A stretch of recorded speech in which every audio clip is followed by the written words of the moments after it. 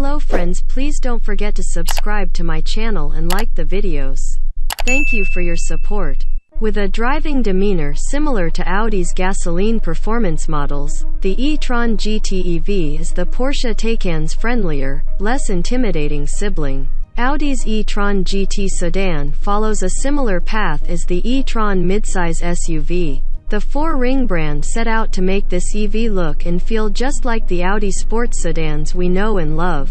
In the same way the e-tron apes Audi's conventional gas-powered crossovers. But a sports sedan is a whole lot more exciting than a luxury SUV. And the 522 HP e-tron GT is easily as satisfying as the best V8-powered Audi 4 doors, like the 7 rupees and RS6, both in terms of performance and driving feel.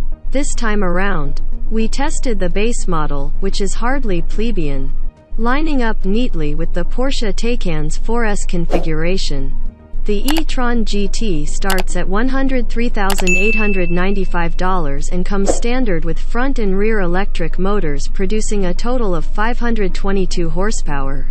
It shares its platform, 2-speed gearbox, and battery pack with the Porsche, although its low-slung body and more traditional interior are both uniquely Audi.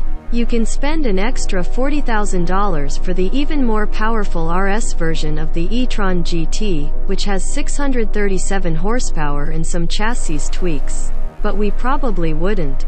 Though the RS e-tron GT impressively broke the 3.0-second barrier to 60 miles per hour in our testing, the non-RS is still plenty quick and achieved a 3.6-second result in the same test.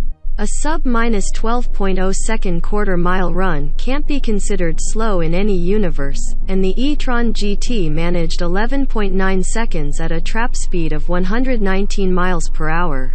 Even better is the way the e-tron GT rewards the driver.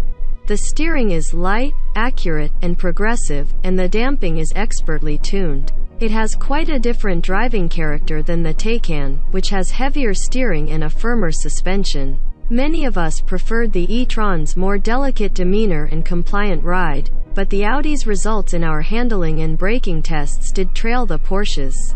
Wearing less aggressive Pirelli Cinturato tires compared with the Taycan 4S's Pirelli P0 rubber, the Audi gripped to the tune of 0.90 grams around the skid pad and stopped from 70 miles per hour in 159 feet. Those are perfectly respectable numbers but trail the Taycan's 1.03 Gs and 147 feet. EPA ratings only show a small difference in estimated range between the e-tron GT RS and non-RS models, as both have the same battery pack. That played out in our testing, where the e-tron GT achieved 240 miles of range, the same result as the RS on our 75 mph real-world highway test. That makes the Audi the rare EV that beats its EPA estimated range, which is 238 miles for the base car and 232 miles for the RS. While Porsche packs the Taycan's cockpit full of screens to create a futuristic ambience, the e-tron GT actually has fewer screens assaulting your eyeballs than many of Audi's non-electric models do. A digital gauge cluster and 10.1-inch touchscreen are familiar from the A6 and A7. But instead of the haptic screen lower down on the dash that controls HVAC functions, the e-tron GT has a simple array of toggle switches and hard buttons.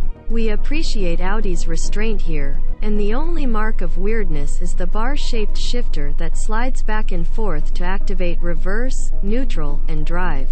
Otherwise, the e-tron GT is refreshingly single-minded in its pursuit of sports sedan greatness without overemphasizing its differences from a conventional gas car.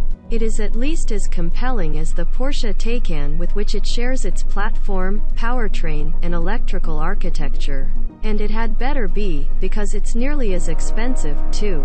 Which may surprise many buyers who assume that Porsches reside in a higher echelon than Audis. Then again, Audi's available options are far less numerous than Porsche's, meaning that our nearly fully loaded e-tron GT with prestige and performance packages stickered for $121,690 while the Taycan 4S we previously tested rang in at $143,690 with a longer list of extras. Either way, there's no denying that e-tron GT is a costly proposition, but it is also one of our favorite EVs to drive, and perhaps one of our favorite sports sedans, period.